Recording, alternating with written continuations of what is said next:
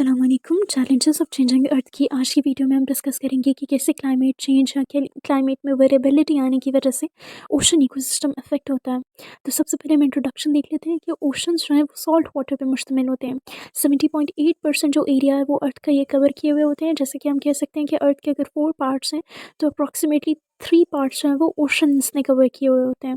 और अगर हम वाटर बॉडीज़ की बात करें कि वाटर बॉडीज़ में ओशंस की अमाउंट कितनी होती है, तो 97% जो हमारे पास अमाउंट है वाटर बॉडीज़ में वो ओशंस की होती है, और बाकी 3% जो है वो रिवर्स, लेक्स या स्ट्रीम्स वगैरह बनाते हैं। नेक्स्ट हमारे पास आ जाता है कि कैसे क्लाइमेट चेंजेस जो हैं वो अफेक्ट कर रहे हैं ओशंस को। तो हमारे पास लैंड का वो एरिया जो ओशन ने कवर किया हुआ है वो भी क्लाइमेट चेंज की वजह से अफेक्ट होता है, और स्पेशली एंथ्रोपोजेनिक एक्टिविटीज़ जो हैं वो ओशंस में वेरिएबिलिटी कॉज कर रही हैं। और फिर जो उसमें जो लिविंग ऑर्गेनिजम्स एक्सिस्ट कर रहे हैं वो भी इस क्लाइमेट चेंज की वजह से अफेक्ट हो रहे हैं। तो बेसिकली होता क्या है कि जब क्लाइमेट चेंज होता है तो वो ओशन के फिजिकल स्ट्रक्चर को अफेक्ट करता है, और एक्टिविटीज़ लाइक फिशिंग, पोल्यूशन, इनकी वजह से हमारे पास क्या होता है, ऑर्गेनिजम्स जो है वो ओशन में फर्दर सर्वाइव नहीं कर पाते। और ये जो हैबिटाट लॉस का इफेक्ट है जो एंथ्रोपोजेनिक एक्टिविटीज़ की वजह से नज़र में आता है, वो कोस्टल एरियाज़ में मौजूद क्लाइमेट को, मेरीन इकोसिस्टम को ज़्यादा अफेक्ट करता है। नेक्स्ट हम कहते हैं कि जैसे जैसे हमारे पास पॉपुलेशन ग्रोथ हो रही है तो फ़िश पे जो डिपेंडेंसी है वो भी बढ़ रही है, ठीक है। तो फ़िशिंग ज़्यादा से ज़्यादा की जा रही है, जिसके नतीजे में फ़िश की जो स्पीशीज़ हैं उनका रेट जो है ना, नंबर है, उनकी पॉपुलेशन जो है वो इफ़ेक्ट हो रही है। तो फ़िशरी प्रोडक्शन जो है वो एक क्रिटिकल इशू है ग्लोबल फूड सिक्योरिटी में। FAO के मुताबिक एशिया और अफ्रीका में 21 to 26% डिपेंडेंसी है फ़िशेस के ऊपर, और बहुत से जो ह्यूमन्स हैं उनकी डाइट का इंटीग्रल पार्ट होती हैं फ़िशेस। लेकिन साथ ही साथ ये भी डिक्लेयर किया गया कि ह्यूमन्स की हेल्दी एक्टिविटीज़ की वजह से इन ओशन में मौजूद फ़िशेस की अमाउंट को बैलेंस भी किया जा सकता है, इनकी प्रोडक्टिविटी को इंक्रीज़ भी किया जा सकता है। जैसे कि अगर हमारे पास ओशंस को उनके नॉर्मल रेट पे रन होने दिया जाए तो ऑर्गेनिक कंपाउंड्स की जो अमाउंट है, जो कि as a source of food behave करते हैं फिशेस का, वो मेंटेन रहती है। जब प्राइमरी प्रोडक्शन अच्छी रहेगी, ठीक है, ऑर्गेनिक कंपाउंड्स की अमाउंट ठीक रहेगी, तो हमारे पास फिशेस भी जो है वो अच्छा ग्रो करेंगी, उनका रेट ऑफ प्रोडक्शन अच्छा रहेगा, और क्लाइमेट चेंज जो है वो उन्हें ज़्यादा अफेक्ट नहीं करेगा।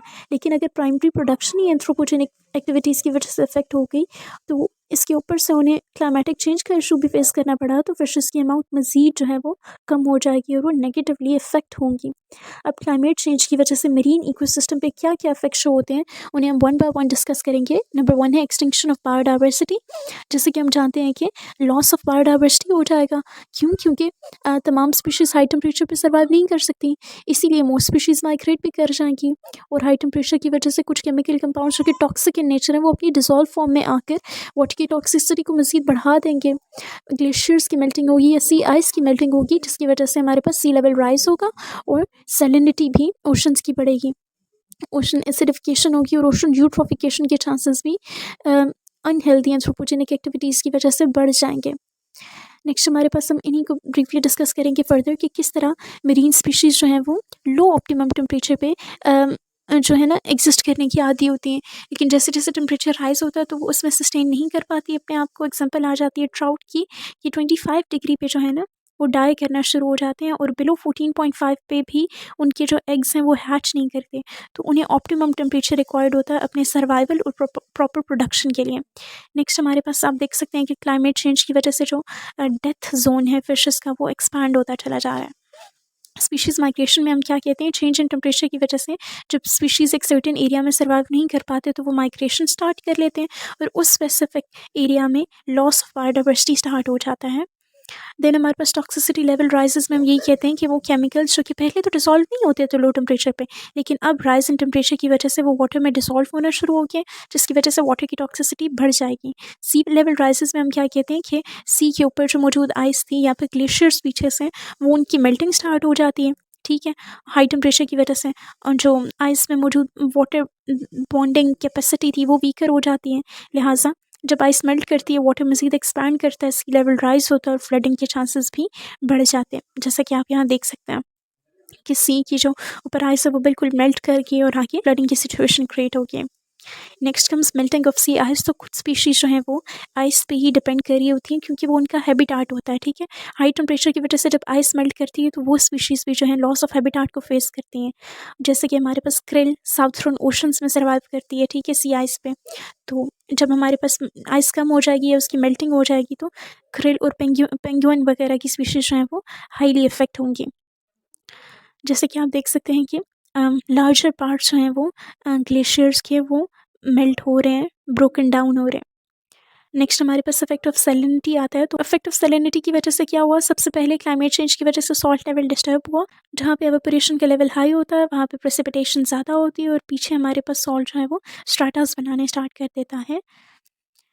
नेक्स्ट हमारे पास आ जाता है ओशन यूट्रोफिकेशन। तो ह्यूमन एक्टिविटीज़ की वजह से ही हमारे पास नाइट्रोजन और फॉस्फोरस जैसे जो न्यूट्रिएंट्स हैं उनकी अमाउंट ऑफ वाटर में बढ़ जाती है। तो स्पेसिफिक स्पीशीज़ लाइक फाइटोप्लैंक्टॉन्स वगैरह और एल्गा तो ग्रो कर जाती हैं लेकिन बाकी स्पीशीज़ ग्रो नहीं कर पाती क्योंकि अंदर जो है surface layer of water cover हो जाने की वजह से ऑक्सीजन डिप्रेशन भी हो जाती है। लिहाजा नीचे वाली स्पीशीज़ की डेथ स्टार्ट हो जाती है और एनॉक्सिक कंडीशंस क्रिएट हो जाती हैं।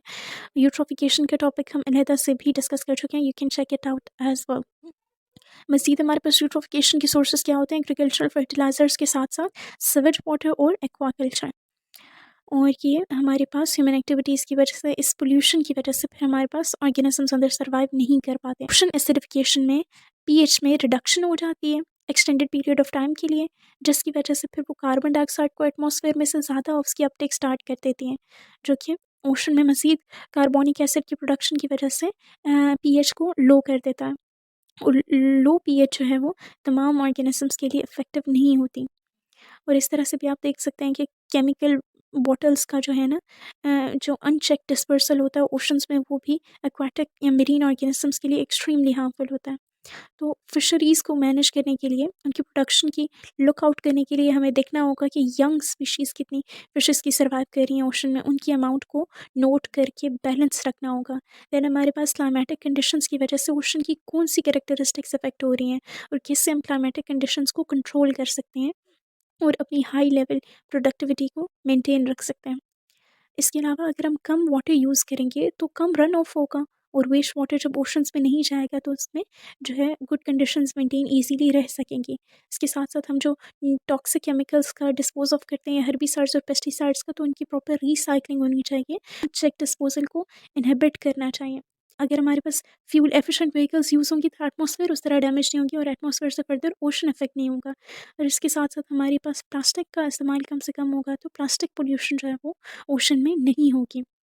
आप देख सकते हैं कि कैसे हमारे पास 2 एनवायरमेंटल सिस्टम्स डिस्कस किए गए हैं कि उनमें सस्टेनेबल यील्ड कितनी होती है। तो जब हमारे पास हाई प्रोडक्टिविटी स्टेट होती है कि हमारे पास फिशेस का या एक्वाटिक लिविंग बींग्स का फूड सोर्स अच्छा होता है, तो हमारे पास अगर कोई हार्श कंडीशंस आ भी जाएँ तो वो उसको उसके आगे जो है अपने आप को मेंटेन रखती हैं, ठीक है, रेजिलियंस शो करती हैं अगेंस्ट इट। और जो भी हमारे पास डैमेज हो रहा है उसके अगेंस्ट अच्छी यील्ड शो करने की कोशिश करती हैं कुछ देर तक, ठीक है, उसके आगे खड़े रहने की, कायम रहने की कोशिश करती हैं, अपने बैलेंस को मेंटेन रखती हैं। लेकिन अगर पहले ही लो प्रोडक्टिविटी स्टेट हो तो रेजिलियंस भी जो है वो रिड्यूस हो जाती है। अपर वाले ग्राफ में आप देख सकते हैं कि प्रोडक्टिविटी अच्छी थी तो उसने हार्श कंडीशंस को ज़्यादा देर तक सर्वाइव किया उसमें, जबकि अगर प्रोडक्टिविटी ही लो होगी और ऊपर से कुछ हार्श कंडीशंस आ जाएंगी लाइक क्लाइमेट चेंज, तो वो उससे जल्दी इफेक्ट होंगी और यील्ड लॉस हमें ज़्यादा देखने को मिलेगा। हार्मफुल एंथ्रोपोजेनिक एक्टिविटीज़ को कंट्रोल करके हमें प्रोडक्टिविटी को मेंटेन रखना है ताकि ओशन इकोसिस्टम जो है वो ज़्यादा अफेक्ट ना हो क्लाइमेट चेंज की वजह से। That's it for this video, hope you have understand this topic well, stay tuned for more informative stuff and stay blessed.